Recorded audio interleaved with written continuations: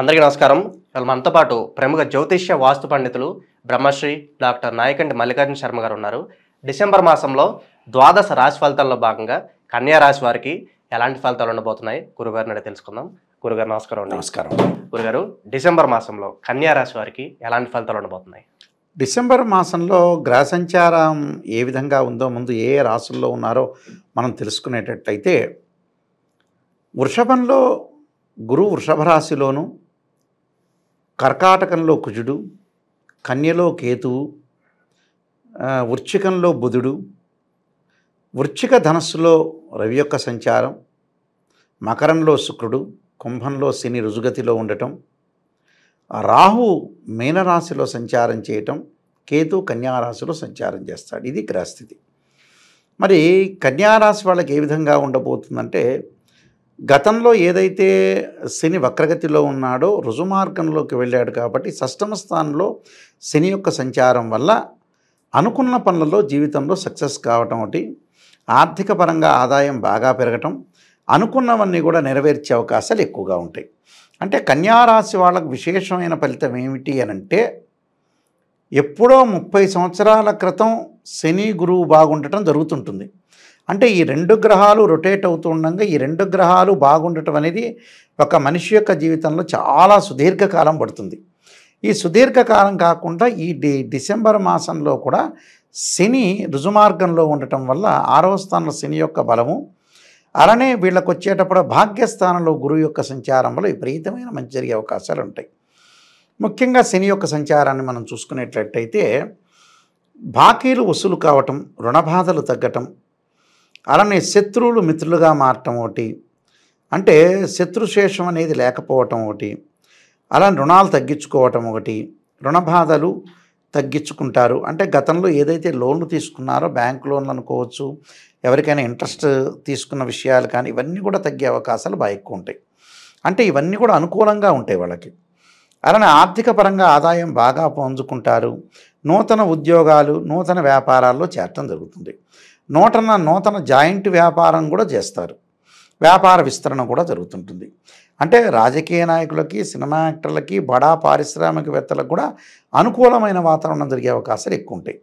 భాగ్యస్థానంలో గురువు యొక్క సంచారం వల్ల కూడా వీళ్ళకి విశేషమైన ఫలితం వచ్చే అవకాశాలు ఎక్కువ ఉంటాయి. విద్యార్థులకు చదువు పట్ల ఏకాగ్రత, కాంపిటేటివ్ ఎగ్జామినేషన్సే కాకుండా ఐఐటి, నీట్ లాంటి వాటిల్లో కూడా వాళ్ళకి బాగా చదవాలనే ఆసక్తి బాగా పెరుగుతుంది. అంటే వేరే వ్యాపకాలన్నీ కూడా తగ్గించి దీని మీద బాగా ఫోకస్ చేసి ముందుకు వెళ్ళాలని ఆలోచన. ఆర్థిక పరంగా బాగా పుంజుకుంటారు. ఉద్యోగంలో ప్రమోషన్లు రావటమే కాకుండా ఉద్యోగంలో కూడా ధనాదాయం బాగా పెరుగుతుంది. వ్యాపారంలో కూడా ఎక్కువ వస్తువులు పెట్టడం ఒకటి, వ్యాపారాన్ని గతంలో ఉండే వ్యాపారాన్ని మార్చి నూతన వ్యాపారం చేయటం ఒకటి, స్త్రీ మూలకంగా ధనం కలిసి రావటం ఒకటి, అలానే కోర్టు సమస్యలు పరిష్కారం కావటం, పిత్రార్జితం బాగా కలిసి రావటం, అలానే బంధువులు స్నేహితులు బాగా సపోర్ట్ చేసే అవకాశాలు బాగా ఎక్కువ ఉంటాయి ఈ రాశి వాళ్ళకి. అంటే శని గురువు వల్ల వీళ్ళకి లాభం కలుగుతుంది ఖచ్చితంగా గోచారీత్యా. మరి మిగతా గ్రహాల యొక్క ప్రభావం ఏమిటి అని మనం చూసుకునేటట్లయితే, 5వ స్థానంలో శుక్రుడు యొక్క సంచారం వల్ల కాస్మెటిక్స్ సంబంధించిన ఐటమ్స్ కానీ, అందానికి సంబంధించినవి కానీ, పూజా స్టోర్ నిర్వహించే వాళ్ళు కానీ, బంగారు వెండి వస్తువులు జ్యువెలరీ సంబంధించిన షాపుల వాళ్ళకి కానీ అధిక లాభాలు కలుగుతాయి. అంటే ఫొటోస్ ఫ్రేమ్స్, అలానే cameras, YouTube channels, satellite channels వాళ్ళకి కానీ, జ్యువెలరీ షాప్స్ వాళ్ళకి కానీ, ఇలాంటి వాళ్ళందరికీ వెండి వస్తువులు, ఫొటోస్ అమ్మే వ్యక్తులకు కానీ, రకరకాలుగా లగ్జరీ ఐటమ్స్, కార్లు అమ్మే వాళ్ళకి కానీ, ఇలాంటి వాళ్ళందరికీ కూడా అధిక లాభాలు కలిగే అవకాశాలు ఎక్కువ ఉంటాయి. అలానే సంతానం లేని వాళ్ళకు కూడా సంతానం కలగటం ఒకటి, ఇన్ఫెర్టిలిటీ ఇష్యూస్ అంటారు, సంతానం కలిగే అవకాశాలు బాగా ఎక్కువగా ఉంటాయి. అలానే గురువు కూడా బాగున్నాడు కాబట్టి ఖచ్చితంగా సంతానం కలిగే అవకాశాలు బాగా ఎక్కువగా ఉంటాయి. దాని తర్వాత వచ్చేటప్పటికల్లా వీళ్ళకి శని యొక్క బలం బ్రహ్మాండంగా ఉంది. 7వ స్థానం రాహు యొక్క సంచారం వల్ల చిన్న మనశ్శాంతి సంబంధించిన చికాకులు మాత్రం ఏర్పడతాయి కానీ ఆ చికాకులు త్వరితగతంగా వెళ్ళిపోయే అవకాశాలు ఎక్కువగా ఉంటాయి. అయితే విలువైన ఆభరణాలు, దుస్తులు కొనుగోలు చేయటం అనేది బాగా ఎక్కువ జరుగుతుంది. జన్మంలో కేతు యొక్క సంచారం వల్ల కొంత ఆరోగ్య పట్ల కొద్దిగా శ్రద్ధ పెట్టాలి. ఎలాంటి పుండ్లు కావటం ఒకటి, స్కిన్ సంబంధించిన ఎలర్జీలు, మోకాళ్ళ నొప్పులు, కీళ్ళ నొప్పులు ఇలాంటి విషయాల్లో కొద్ది జాగ్రత్త ఉండాలి. బ్లడ్ ప్రెషర్, బీపీ సంబంధించిన విషయాల్లో కొద్ది జాగ్రత్తగా ఉండటం చాలా మంచిది. ఇలాంటి విషయాల్లో కొద్దిగా కేతు యొక్క బలం అనేది వీళ్ళకి తక్కువ ఉంది. అలానే తృతీయ స్థానం రవి యొక్క సంచారం, తృతీయ చతుర్థంలో రవి యొక్క సంచారం వల్ల ఉద్యోగ భద్రత అనేది బాగుంటుంది. ఉద్యోగ ధర్మాన్ని నిర్వహిస్తారు. ఉద్యోగపరంగా ఎలాంటి ఇబ్బందులు లేవు. వ్యాపార పరంగా బాగుంటుంది. ఇంట్లో గృహ ఉపకరణ వస్తువులు కొనుగోలు చేయటం ఒకటి. అలానే ఈ కుజుడు ఏదైతే వీళ్ళకి లాభస్థానంలో ఉన్నాడు, భూ సంబంధమైన వ్యవహారాలు సక్సెస్ అవుతాయి. వీళ్ళకి పోలీస్ స్టేషన్లో కానీ కోర్టులో కానీ సమస్యలన్నీ పరిష్కారం కావటం, ఆస్తులు వీళ్ళకి రావటం, పిత్రార్జితం బాగా కలిసి రావటం, తల్లి తరఫు నుంచి బంధువులు కానీ తండ్రి తరఫు నుంచి కానీ మేనమామ సంబంధించిన విషయాల్లో కానీ వాటన్నింటిలో వీళ్ళకి అనుకూలంగా ఉంటుంది. అంటే బంధువుల యొక్క సపోర్ట్ బాగా ఎక్కువ ఉంటుంది.